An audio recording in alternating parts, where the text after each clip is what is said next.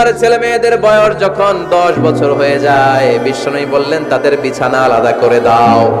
ইদা বালাগাল আওলাদু 10 সিনিন ফাররিকু বাইনাহুম ফিল মাদাজি। ছেলে এবং মেয়ে বয়স যখন 10 বছর হয়ে গেলে মেয়ে তার বাবার সাথে এক বিছানায় ঘুমাতে পারবে, ছেলে তার মায়ের সাথে এক বিছানায় শুতে পারবে।